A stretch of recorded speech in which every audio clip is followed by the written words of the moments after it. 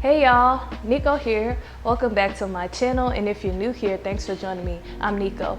Today's video is yoga for scoliosis, and I thought this was an important video to do because I've seen several articles about studies that show how yoga can help with scoliosis.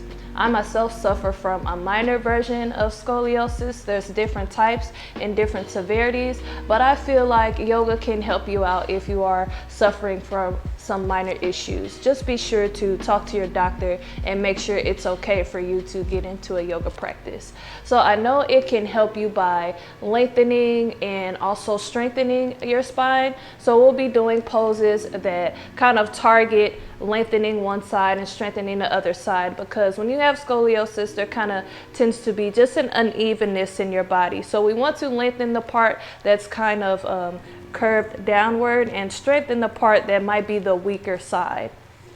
So let's just jump right into the practice. If you want to do a warm-up, you can, and if you want to do a Savasana, you can, but for today we're just going to kind of jump right into it. So just get in a comfortable seated position, and we will take a couple breaths just to get ourselves ready for our practice. Take an inhale and exhale.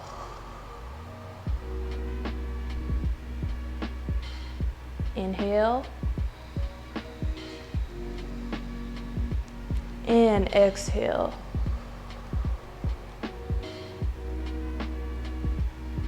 One more inhale and exhale.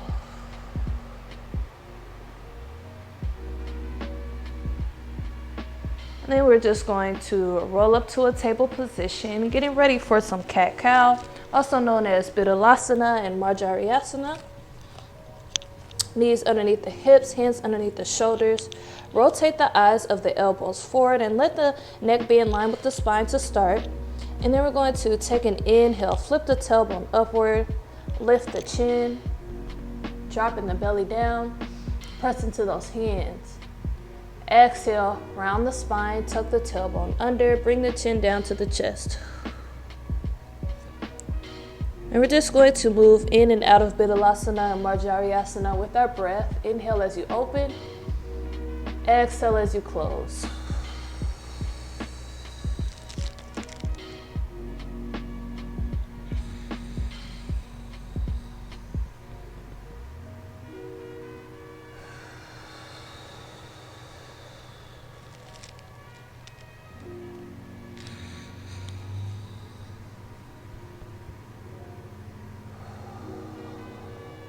Do one more round.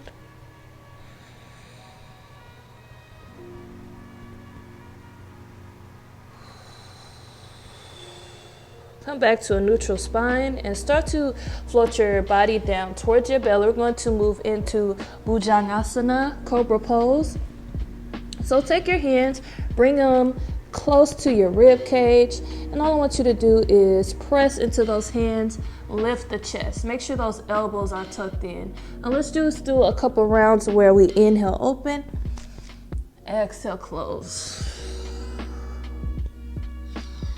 And then if you are feeling confident here, you could come all the way up to up dog as well. Or you can just stay down in your Cobra pose, pulsing up and down.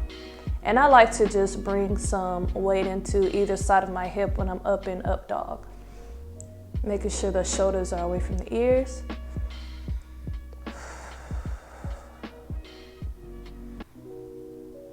And then when you're ready, float your body back to a table position again, and we'll get ready to move into down dog. If you're not quite ready for down dog, keep your knees down on the ground, extend your arms, and lower your chest down for puppy pose. If you are okay with down dog, tuck your toes under and begin to lift your hips up and back. Up in Adho Mukha Svanasana here. Lengthening through the spine. So if your body is far forward, go ahead and bend your knees and then push back through your arms. Want to keep our spine long.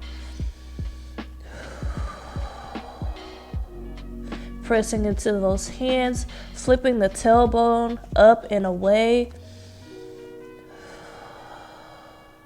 And if you get tired at any time, just drop down to those knees. Adho Mukha Svanasana is great for lengthening the spine. Let your head hang down here.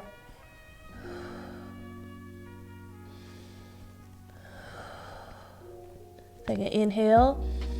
Exhale, float your body forward and come down to your belly. And we're going to move into Vashisthasana, or a variation of side plank.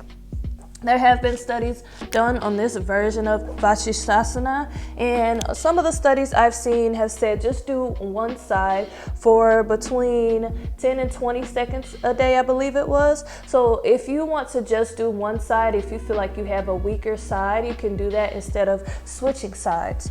So we're going to stay down on our forearms. Let's do the right side first. So the forearm is parallel with the top of your mat. And you can just bring your hips off of the ground, trying to keep your hips lifted. If this is a lot for you, you can go ahead and rest your hip down, maybe just extending through the spine. Or you can do a version where you're up on the hand and you keep the knee down until you're able to build your strength up into that forearm plank. So again, we're on our right forearm, and our feet either stack or one can be in front of the other, and let the left arm extend up towards the sky.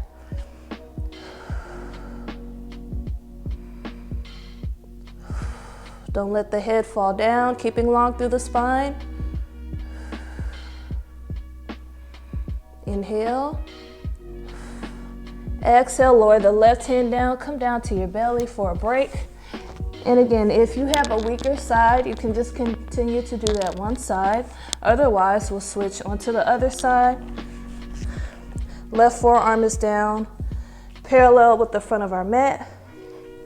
Lifting the hips off the ground, feet either stacking or bottom foot is in front of the other. Extend the right arm up towards the sky. Remember to lower the hip down if you need a break.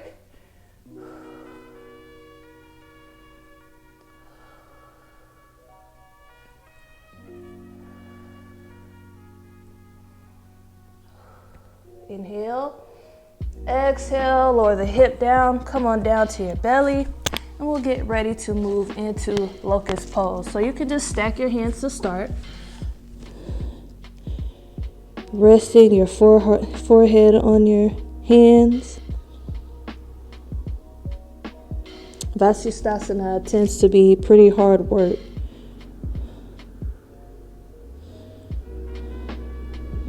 And when you're ready, let's get ready to move into our Savasana, our locust pose. So take your arms, bring them to your sides, palms facing downward for this version. Go ahead and press your pelvis into the ground, and we're going to roll our shoulders back and lift our legs off the ground. This is a great spine back strengthener. So roll those shoulders back, press your hands into the ground, press your pelvis into the ground, and lift the legs off of the ground. And if you're feeling confident here, you can interlace your fingers behind you, pulling them up and away, deepening your Savasana here.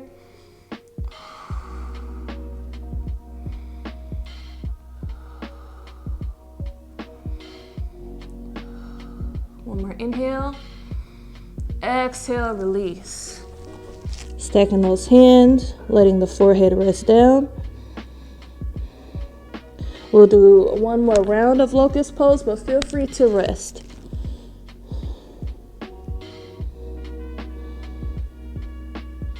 So when you're ready, bring your arms to your sides, palms facing downward.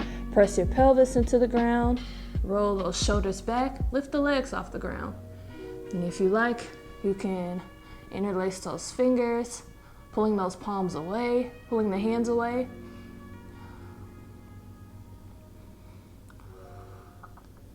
Inhale. Exhale, release. Good. Take your hands, bring them underneath your shoulders. Let's float back to Balasana, or child's pose. Let's keep the knees close together and bring our hips back towards our heels. Arms are going to rest at our sides as we fall over the knees. If this isn't comfortable for you, feel free to keep the hips lifted or feel free to come to a wide-kneed child's pose.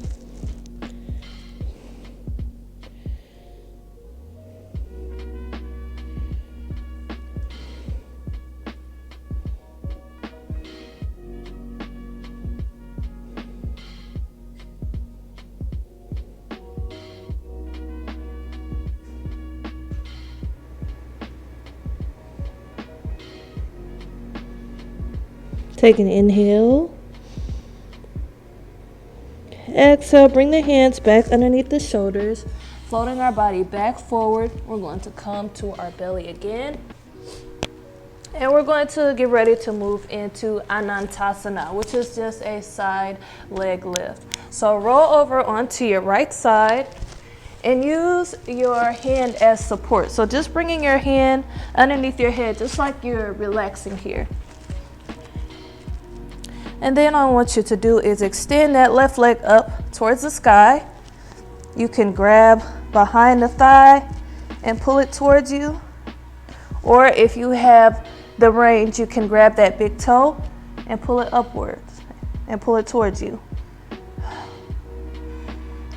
Requires a little bit of balance here, which is surprising, but use that elbow kind of as an anchor, that arm that's holding your head kind of as an anchor here.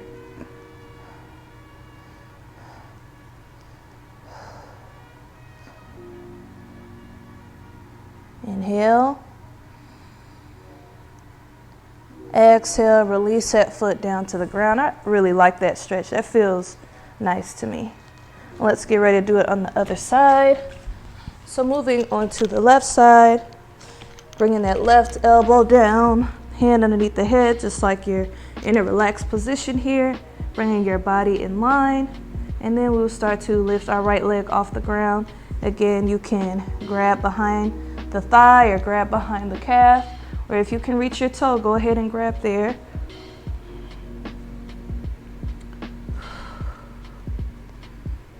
It's surprising how challenging it is to hold your posture here. You need to come against a wall for stability. That'll work too. Inhale. Exhale, release that foot back down to the ground. Let's float our body back to a table position, and then we will come to a seat with our legs extended out in front.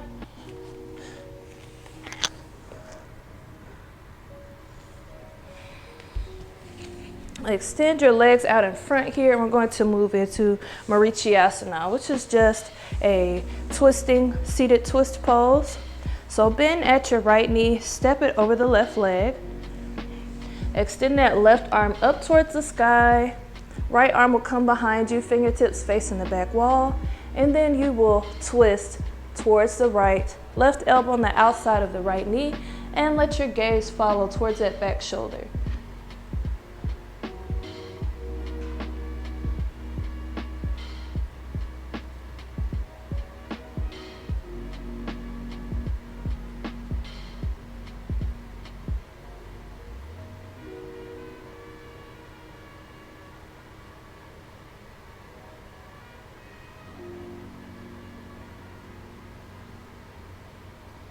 Inhale. Exhale, float your body back to center. Extend that right leg out in front. Let's bend at the left leg, stepping it over the right. Inhale the right arm up, twist towards the left. Right elbow on the outside of the left knee. Left fingertips face the back wall. Let your gaze follow.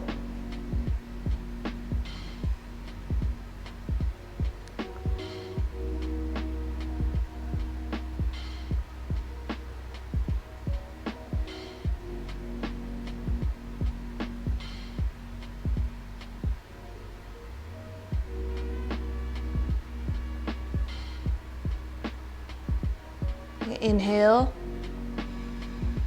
Exhale, float your body back to center, and let's move into a half seated forward bend or a variation of Ardha Paschimottanasana.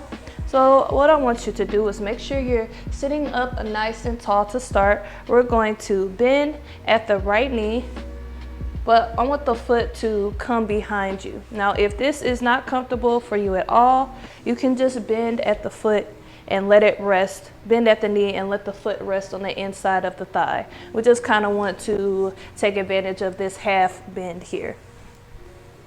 So sweep your arms up, inhale.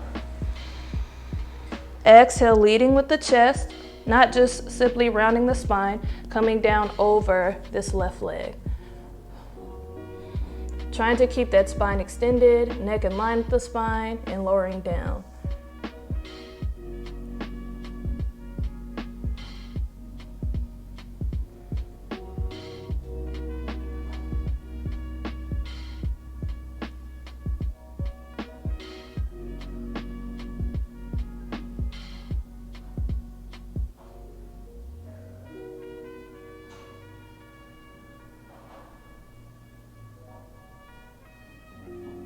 Take an inhale.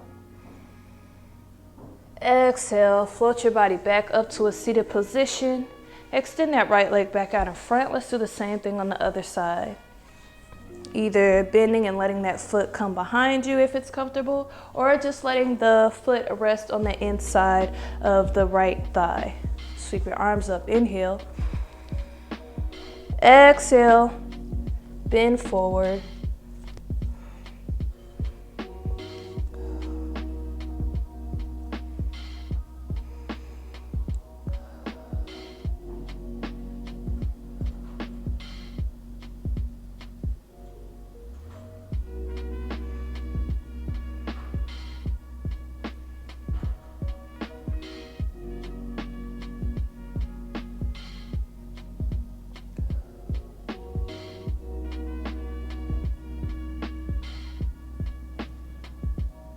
Take an inhale. Exhale, float your body back up to a seated position.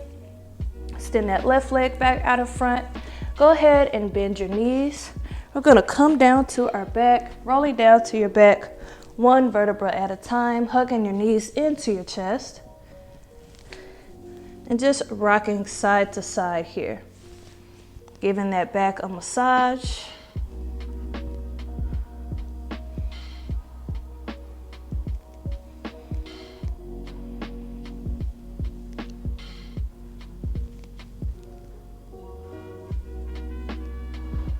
One final squeeze with an inhale. Exhale, release your body, extending the feet towards the corners of the mat and your palms facing upward.